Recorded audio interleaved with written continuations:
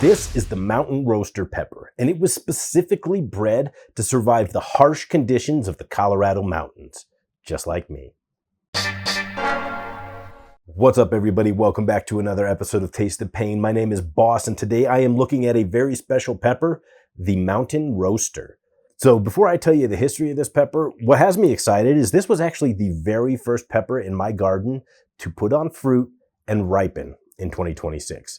This grew fast. It only grew to be about a foot and some change tall before it put on 3 of these big, beautiful peppers. They ripened quickly. Before 60 days, I had a ripe pepper off of this plant. That's incredible for me. So Colorado has some really challenging garden conditions. The elevation makes the sun more intense. The air is thinner. It's hard to get good, productive pepper crops many years because the climate is so unpredictable. The mountain roaster pepper, it was actually created by Casey at Wild Mountain Seed in Carbondale, Colorado. This is a really cool pepper. I want to read you the story so I don't forget or get anything wrong from Casey. In 2013, we set out to develop new selections of well-adapted sweet pepper strains for our climate. We compiled an extensive collection of sweet peppers and allowed them to flower together. From those initial crosses onward, we have selected refined lines with different physical attributes. So I'm excited. The pods themselves, they started off a nice green color. They ripened pretty darn fast through kind of an orange. You can see a little bit of it left on this one, into a nice vibrant crimson red here. They've got good structure to them. They're good size. They're not huge. They're not as big as a bell pepper, but they're not tiny either. So these could absolutely be stuffed or roasted and, filled with cheese, whatever you want to do. The pods themselves, they grow 4 to 5 inches long from what I've seen, but I'm eager to see if they get bigger throughout the season. And they weigh about 35 to 40 grams a piece right now, which is a pretty decent pod size. But how do they taste? Let's cut one open and find out. One-handed chop. Oh, yeah. All right, looking pretty nice.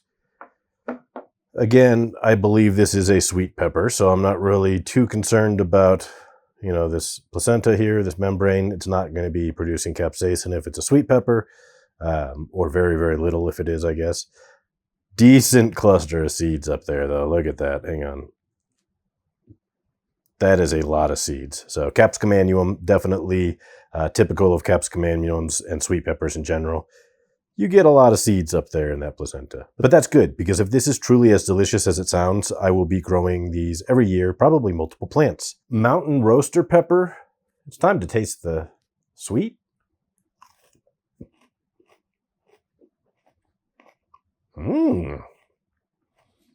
Okay. So, diving right into it, because that was a delicious first bite. Nice medium crunchy walls. They're, medium to medium thick. Very juicy. And that juice is all very sweet. It's not just wet, it's sweet. It is very much reminiscent of the peppers that you can get at the grocery store. They're called like lunchbox or snack peppers, those little sweet ones that come in red, yellow, orange. But they're only like that big. Very similar sweet flavor going on here, but you get a lot more pepper to go with it, which is a huge bonus. Because it has such a good texture and strength, I can see why these would be excellent for stuffing. Plus that flavor would just balance really well with something savory like cheese or ground beef even. I am going to save these seeds, grab a couple of those out before I keep snacking. Little bit of bitterness in that placenta and that membrane at the top there, but easy enough to pop that out with the spoon because the rest of this pepper is so darn sweet. It's a little bit of a kind of a mix of like a watermelon and a pear flavor in its sweetness. It's mellow. It's not like a tart or citrusy kind of flavor at all. Very, very smooth, very nice, but very, very present. Like the only thing I taste is this sweet fruit flavor. No grassiness. Like I said, just that tiny bit of bitterness at the end from that placenta, but very good. Zero heat. I'm okay with that. Every episode of Taste the Pain doesn't have to hurt. But that's one that I'm absolutely going to grow again. Again, its productivity in my climate, huge bonus. I'm interested to find out how it does in some place like Florida or Louisiana, like the opposite of my climate. Maybe it does great. Maybe it suffers. Might be a fun experiment. Southern gardeners, hit me up. Might send you some seeds. I'm really glad I decided to grow those. Thank you to Wild Mountain Seed for developing this pepper. So what's the final verdict? Well, on the heat scale, this is a 0. Nothing wrong with that. That's how it's supposed to be. So 0 out of 10 on heat. Flavor-wise, this is a 9. This is really that tasty. It is absolutely delicious, folks. It's hard for me to think of a sweet pepper or a spicy pepper that I would like better than that, just as a raw snacking pepper, as something that I'm putting in salads. Even on top of a pizza, that sweetness would actually be really nice with some pepperoni. Might be trying that next weekend.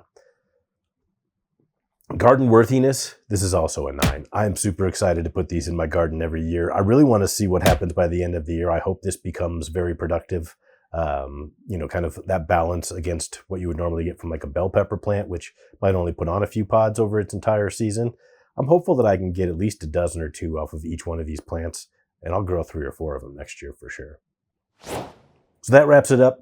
The Mountain Roaster pepper, very good, highly recommended.